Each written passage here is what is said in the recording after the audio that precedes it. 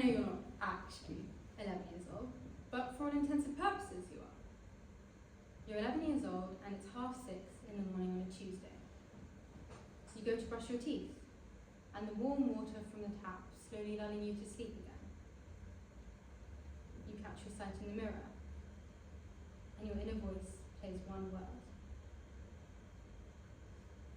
You go down to grab some fruit and fibre and toast, and catch some of the grown-up news playing in the background. No one's really paying any attention, and you're still too young to know what a Brexit is. You hear your name being called from upstairs, or shouted, in fact. You brace yourself, knowing what lies ahead. The word springs back up again. It's 7:20. Come, sit down. Let's see what we're working with. She's on with the paddle brush. You're defenseless. You sit down, frozen, like a deer in headlights, on a 500-foot-tall cliffside road on ice. Except you're also surrounded by foxes, and the foxes also happen to be armed with paddle brushes. All you can hear is the fear roaring in your ears, and that word. It's a frightening audio. You're frozen, stock still, or at least you think you are until... Stay still. Sharak Mankoosh lissa.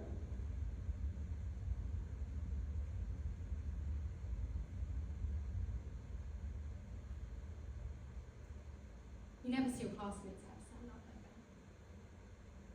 It's that word, Mankoosh, unruly, untamed, untamable, messy.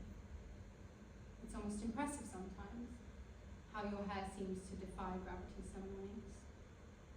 You never see your classmates' hair stand up like that, not a curl or kink or stray hair in sight.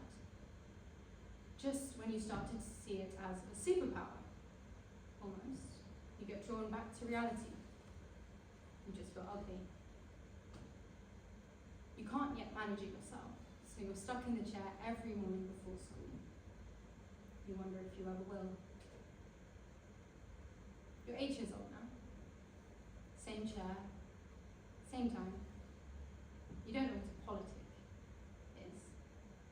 You ask, can my hair be like my friend's is? Your mum says, No. and you're disappointed, beyond 8-year-old belief, until she says, Your hair can take on any shape, any form, even those that your friends can't. But it can't stay like theirs does. this eases things a bit. You feel less ugly. The word doesn't come up. You're now 16? 17? You're at that stage in mid-teenagehood when all the years blend into one, so you can decide how old you are now. Don't go past those confines though. Let's not get ahead of ourselves. A lot has changed, but you don't know what inflation is. But you found it. The missing piece in the equation. The old bristle brush that you found lying around your house during lockdown. The one mechanism where you can slip back your hair beyond belief, so no one can even guess that you had curly hair, and weren't from this side of the world, and hated what made you feel different, because it made you feel ugly. The ritual that was once shared between you and your mother is now yours. You are now single-handedly both the fox and the deer. All is well, as long as your back baby hair stays superglued to the back of your head all day. You go to school, and it's pouring rain, and your umbrella's broken, and so your elaborately done matron bun is now slightly less concrete, and so you have a quick cry before double maths. The word springs back up again. Your hair is Mankoosh. You're 20 now.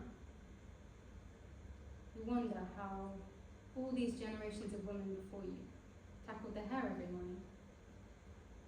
they label themselves how you do now? Did they feel less because their hair wasn't naturally stock straight? Did it even matter to them? In doing so, you look inwards. You're home for the holidays and sit down where you once did. For all time, the paddle brush brings nostalgia rather than fear, because you realise that at 11 you were lovely and much too harsh on yourself. You wish you'd exerted that attention on something else, like finding out what taxes were. You ask your mother to brush your hair again, expecting that same violent rigour that was once used by her to tame it every morning, and now by you. But instead... You look like a teacher. What? With that bun. It looks like a helmet. You've yanked your whole fringe joint. You can't move your ears. It's so that it stays in place. Why? Is it your wedding day? Are you getting married on a roller coaster? I don't want it to be messy. And what will happen if it is? Be gentle with it. You're absolutely perplexed. She may as well have two heads right now. You look into the mirror to check this and catch her eye. And she's not your mother, and you're not her daughter. She also doesn't have two heads, nor is she an alien impersonating your mother. You realise a space is being carved in your own little world, in your own lives. You're just girls who've had the same realizations in vastly different timelines.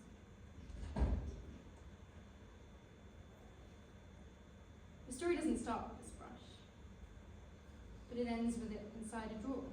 The word means little now.